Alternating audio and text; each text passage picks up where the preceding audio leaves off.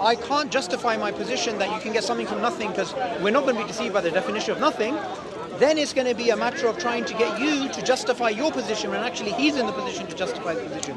I think one of the problems here, and there's a Muslim earlier who was trying to interject in, he was trying to get involved in terms of how to answer, and I knew what was about to happen, so I stopped him. The reason why is because Muslims think, okay, if someone's asked a question, you answer it. No, you're taking them down a route to show what their position is, and you have to continue down that line in a very focused way without getting distracted by these things. And I think discussions about nothingness and something, and whether something can come from nothing, or for example, he said, was there always nothing, right? We can get into discussions about what Aristotle spoke about, material causes and effective causes, but it's a tangent. We rather just stick to the fact that they cannot justify their position, and actually the boot is on the other foot. It's time for us to put them on the back foot and get them to justify their position. Absolutely, absolutely. So again, I mean, the discussion that happens in Speaker's Corner, you should make a note and take notice that we are not trying to just give answers because they demand the answers. We want to know what will convince them. Because ultimately, in fact, I recently had a discussion back on the last video that we had, last discussion we had with Mason, remember? Oh, yeah. There was an individual who's saying, oh, I have seen 50 plus arguments for the existence of God and I found nothing convincing, is my position justified? So I asked him, what will convince you? And we went back and forth. Eventually, he would not give anything because he knows he hasn't got a clue what will convince him. If you know what will convince, if I know what will convince me, then I can then ask you to give me that. Okay, yeah. So just on that point, I think this is very important. What you'll find is get atheists saying, "I'm not convinced." The thing is, it's irrelevant whether they're convinced, because they make themselves the yardstick as if they are the person who decides what argument is valid or not valid. But like he mentioned about Mason, not only did he not have a criteria, he didn't even know how to put together a criteria. So in order for someone to say, I'm not convinced by these arguments, if they don't provide a justification, then their literal position is incoherent.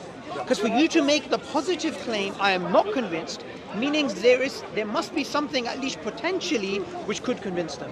And I think this is one of the problems in the dawah, that we try and justify our position without actually getting the other person to explain what justification is going to be valid enough for them to change their position. Exactly.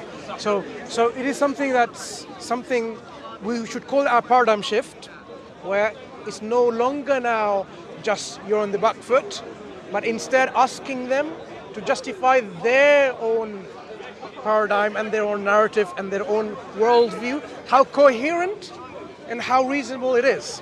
If they're demanding evidence, what kind of evidence, firstly, would convince you? And why do I need to convince you in the first place? Why are you the standard, the yardstick, the arbiter, the arbitration judge to make sure that this is the truth? You know, why exactly?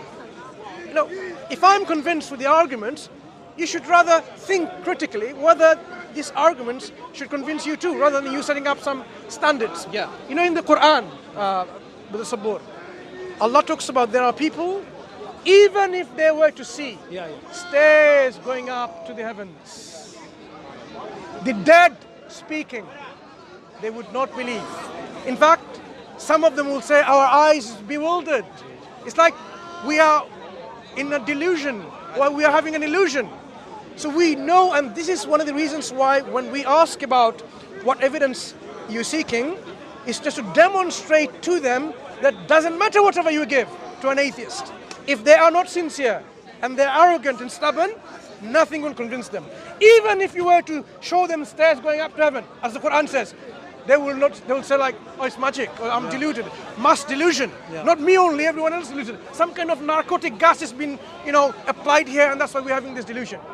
So convincing of the heart is not a matter of just giving rational proof, presenting evidence. There's something else that's needed. It's the heart that needs to be open to the evidence. If it's not open, it doesn't matter whatever you give. It's like, imagine, I want to give you some water because you want to drink. And all you do is, you give me the glass upside down. However I try, it's not going to hold any water. The heart needs to be in the right shape and right form, in the right approach to receive guidance and convincing arguments. If it's not, then no matter what we give. And you know the thing about Jason, which I realized as well, is that he's learning from the high priests like Matt Dillahunty, Richard Dawkins and Lawrence Krauss. Why? Because every single one of these people is very much in the same vein of arguments that they actually make. Because I could almost predict what he was saying next. Because they only have one way of thinking. The people that they learn from, you get people like Dan Barker, right? He said if he saw God, he would tell God to go to hell. So the thing is, it's got nothing to do with, like you said, the mind, it's the heart. I remember I had a conversation with a guy who was agnostic, and I asked him, if you saw God, would you believe in God? Like, it's a very simple point.